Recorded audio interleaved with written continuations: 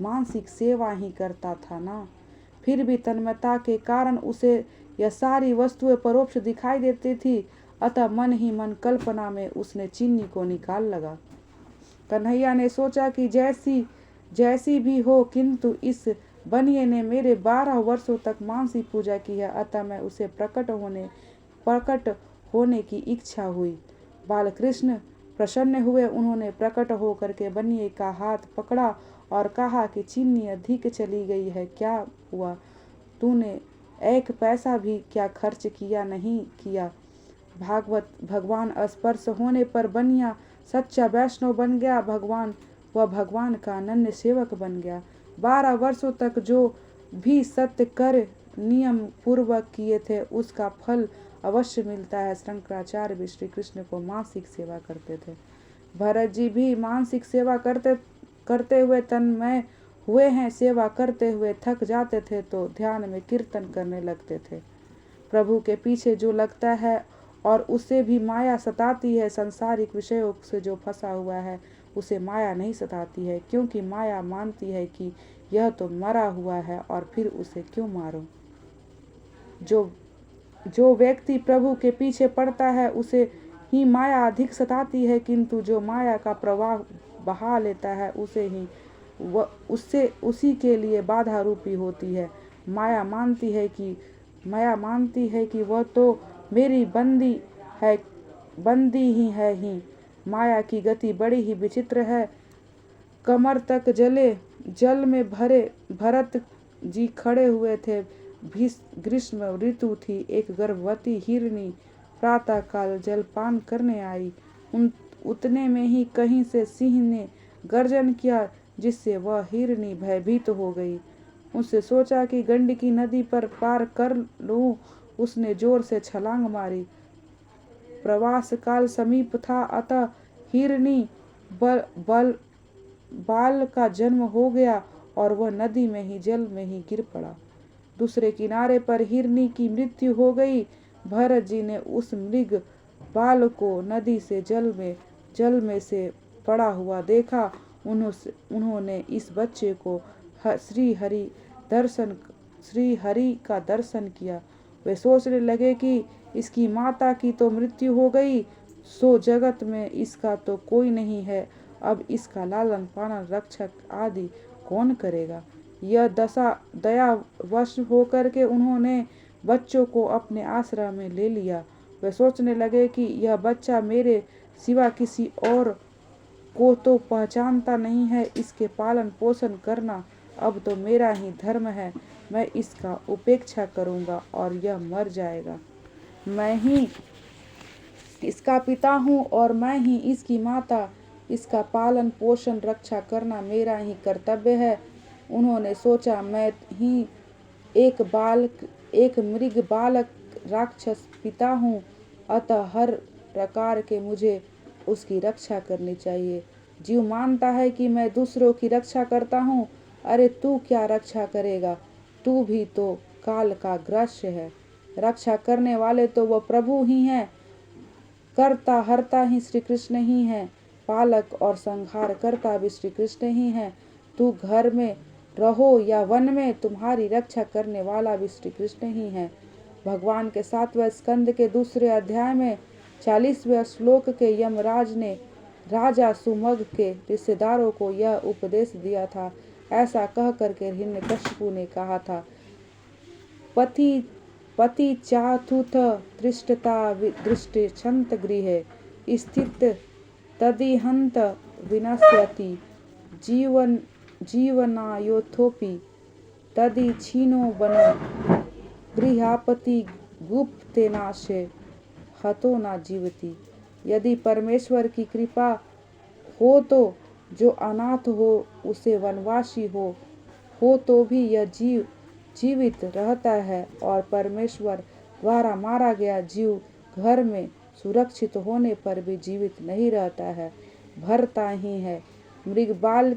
मृगबाल को पानी के बाहर निकालने पर तो भरत जी का धर्म था। उन्होंने रक्षा पिता बनने के लिए रिश्ता जोड़ लिया और अच्छा नहीं किया। जीव मात्र का रक्षक पिता तो ईश्वर है। सभी दोष अभिमानों का कारण ही उत्पन्न होता है। भरत जी ने उस मृग बालक का पालन पोषण करने लगे। धीरे धीरे वो बड़ा हो गया। भरत जी ने अपनी गोद में बिठाते थे और उसके साथ खेलते थे। भरत जी ने अपनी पूर्वावस्था में बच्चों का लालन पालन किया था। यह पूर्वचित अप्सरा वहां आ गई थी। पुराने संस्कारों को भूलना बड़ा कठिन होता है। सूक्ष्म संस्कार मन में तभी तक बसे हुए होते हैं। अतः उनके मन पर हिरण के बच्चे ने फांस लिया। अब उनके मन में प्रभु भजन की वासना का विषय तो बदल गया, किंतु वासना तो मन में ही रह गई। ऐसे हालत में इसकी उपेक्षा गृह जीवन में कौन से बुराई थी। ज्ञानी को तो मन की भी मारना पड़ता है। भरत जी ने मृग बालक को घर में रखा और वह ठीक तो हुआ, किंतु उसे जो मन में भी रखा वो ठीक नहीं था। संसार को छोड़ करके कहाँ जाओगे? जहाँ भी जाओगे संसार वहीं उपस्थित हो जाएगी। इसी कारण से महापुरुषों ने कहा है कि संसार के अपने मन में से धीरे धीरे हटा दो। संसार को मन से कभी मत रखो। किसी को घर में चाहे रखो, किंतु मन में मत रखो। मन में या तो काम को ही रखो या फिर ईश्वर को ही रखो। दोनों साथ साथ नहीं रह पाएंगे। कहा भी है, तुलसी दानो नाही रहे, रवि रजनी इक ठान। अर्थात भजन और भक्ति में ब्रह्म बाह्य संसार नहीं है, अंतर संसार की बाधा रूप है। वह मृग बालक भरत जी की कुटिया में ही नहीं, मन में भी बस गया था। उन्होंने घर में राज्य, पत्नी, संतान आदि सभी का त्याग किया तो सही, अतः और अंत में वे एक बच्चे के माया में फंस गए। परोपकार की भावना ही अति साधक के लिए उसकी साधना में बाधक होती है। परोपकार के पचड़े में अधिक मत फंसो। वैसे तो परोपकार करना सभी का अर्थ है, परंतु परोपकार ऐसे मत किया जाए कि तुम्हें जिससे प्रभु का विस्मरण हो जाए। संसार के मनुष्य कपटी ना बने, किंतु अति सरल भी ना बने। परमात्मा का ध्यान कदाचित ना हो सके तो कोई बात नहीं, किंतु मित्र कभी शत्रु मत बन सकना। भरत जी के प्रारब्ध ही हिरण्यबल के रूप में सामने आया। प्रारब्ध को तो झेलना ही पड़ता है। ज्ञान होने के पश्चात वासना नष्ट हो जा सके तो ज्ञान दृष्टि नहीं हो पाता है। ज्ञान को दृढ़ करने के लिए प्रथम वासना को नष्ट करना आवश्यक है। वासना में मन फंसा हुआ है। भरत जी वैसे तो महाज्ञानी थे, किंतु ज्ञान होने के बाद भी यदि मन वश में ना रह सके तो ज्ञान स्थिति नहीं हो सकता है। जब तक ज्ञानी मन में वासना का नाश ना कर सके तब तक उसकी भक्ति और ध्यान में स्थिरता नहीं आ सकेगी। वासना के वेग में कोई ज्ञान बार जाता है। जो वैराग्य के बिना गृह त्याग करता है वह वन में नया संसार बसा लेता है।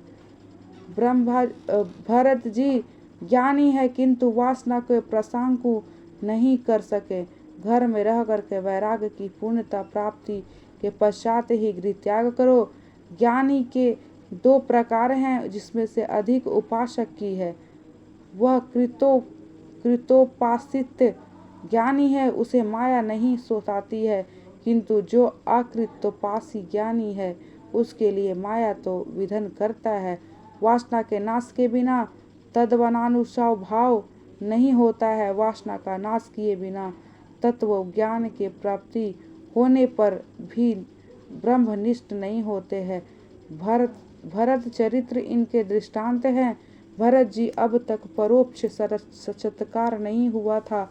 यदि वह साक्षात्कार हुआ होता तो उनका मन हिरण्यबल के नहीं फंसता। भरत जी अब दिनों दिन उस बच्चे के लालन पालन में व्यस्त लगने लगे। परिणामतः संध्या पूजा आदि नित्य काम छूटने लगे।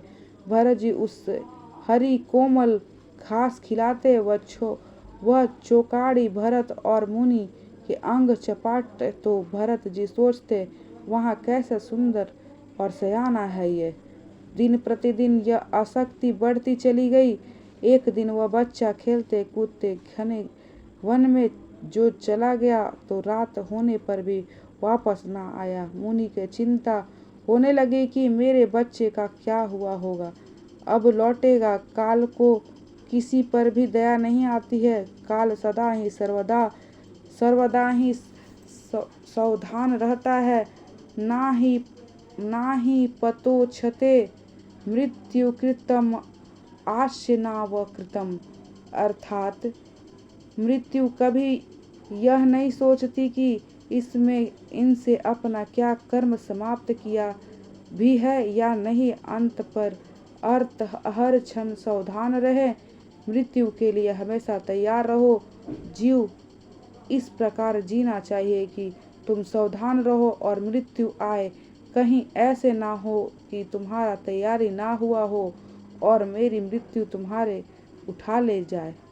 भरत जी को पकड़ने के लिए काल आया। भरत जी को मृग बाल का स्मरण हो गया।